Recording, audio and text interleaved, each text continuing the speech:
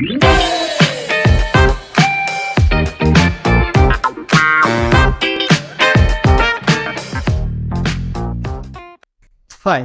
I'd like to share a story from my life to illustrate the principle of win-win. In 2005, I was working at HUL as a sales manager when I attended a leadership program run by a Singapore-based company called TWP. It had a big impact on me, and a few years later, when I was thinking about what I really wanted to do in life, I decided to call them up and ask them if I could set up an Indian office for them. And they were also interested in the idea, and the fixed salary we agreed upon at the time was what I was earning at HUL at the time, which was about 25 lakhs. But in 2009, the financial crisis hit the training industry and they made huge losses, decided not to set up an office in India. And they said they were changing their business model to insure themselves against economic downturns and they were willing to offer me a job. However, they decided on a model with no fixed cost. So instead of paying me a fixed salary, they said they'd pay me a percentage of the sales I generated in India. And I was pretty uncomfortable with a fully variable income because we just bought a house, we were just about to have our first child, and at that stage of my life, I wanted to have the security of a fixed income. So the choice I had was either go back to the corporate world, could have gone back to HUL, had a good chance of getting to Google at that time, but I really loved my work, and so I thought a bit harder, and I thought, well, if TWP only wants to give me a fixed percentage on sales, and I want a fixed salary, then there's only one way that works, is if somehow I fix the revenue. Fixed revenue multiplied by fixed percentage is equal to fixed salary, right? So I went to our biggest client at the time, the Aditya Birla Group, and I asked them if they would be willing to commit to buying a certain amount of training from us in the following year. And they were like, why should we commit? If we want the training, we'll buy it. If we don't, we won't. Why should we commit today? So I asked them, what can I give you that would be valuable enough to you that you would be willing to make a commitment today? I'm willing to do additional free workshops, free coaching, whatever you want. And they said, listen, we don't want to take advantage of you by asking you to do free stuff. We've already decided to purchase your programs next day. It's been decided in the internal budget. But we will give you a firm commitment if you commit to us that you will give us our first choice of trainers or our first choice of dates. Sometimes you say this trainer is not available or that date is not available. And this has been happening for years now. So if you can give us that commitment, then we'll give you a commitment for the workshops today. And I was like, okay, that's interesting.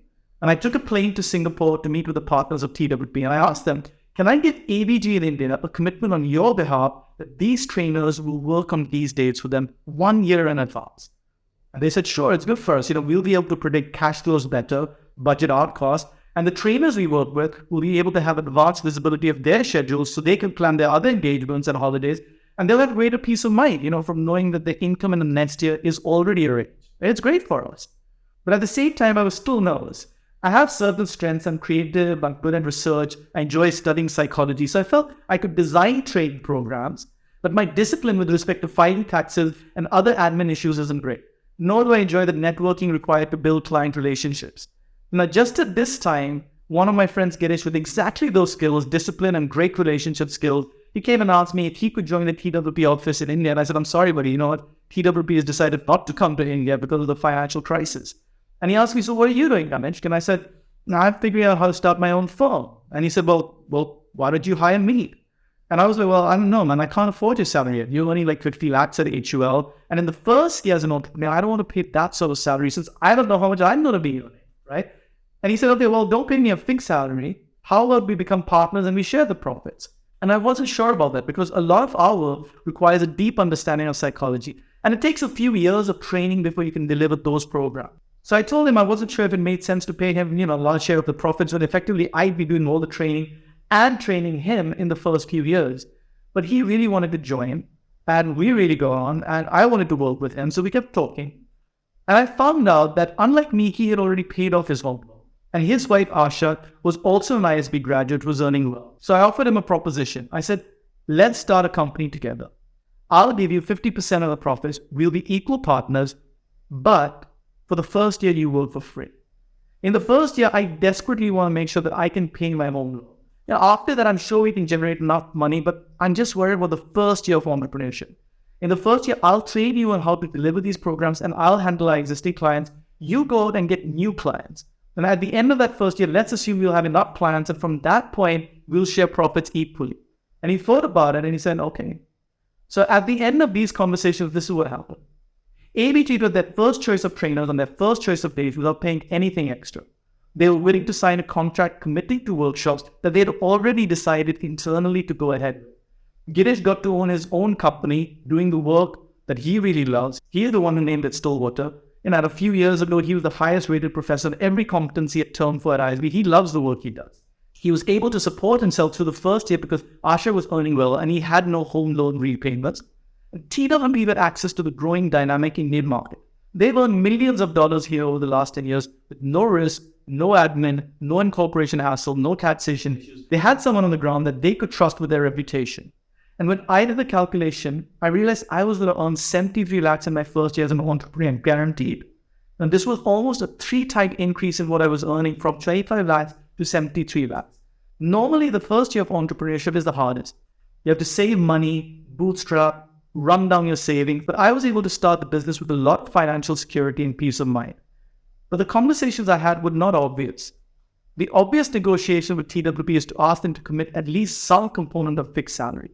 The obvious negotiation with the ABG was to negotiate at least a commitment on certain number of workshops. The obvious negotiation with Girish was to negotiate a higher profit share for myself, 60-40, 55-45, something like that. But here, everybody got what they wanted, without giving up anything that was important to them. The only way it's possible to achieve that is to have deeper exploratory conversation, to really understand what are other people's objectives, what are their constraints, what are their desires, what are their fears. TWP didn't care about how much they paid me. If I generate 10 crores of revenue, they'll pay me 1 crore. If I generate 100 crores, they'll pay me 10 crores. If I generate 1,000 crores, they'll pay me 100 crores. They didn't care how much they paid me. They just didn't want any fixed costs in India. Now, I was thinking like an employee who was afraid of losing his fixed salary. But when I started thinking about mutual benefit, I started thinking about opportunity. And I think that's when I really started thinking like an entrepreneur.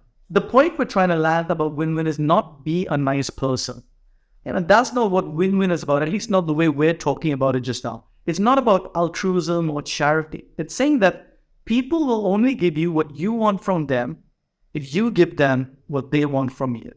And you can only offer something that's attractive enough to them if you really understood their objectives and constraints.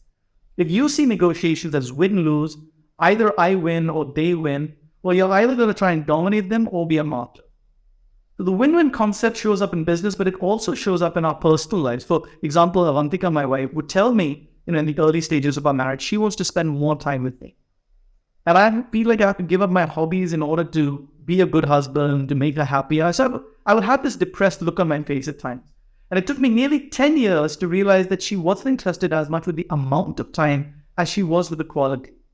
So she was fine if we only went to dinner once or twice a week, but she was like, at that time, don't check your messages. And so I was able to be fully present with her and spend time on my hobbies, but only when I really listened and understood what was important to her and what wasn't.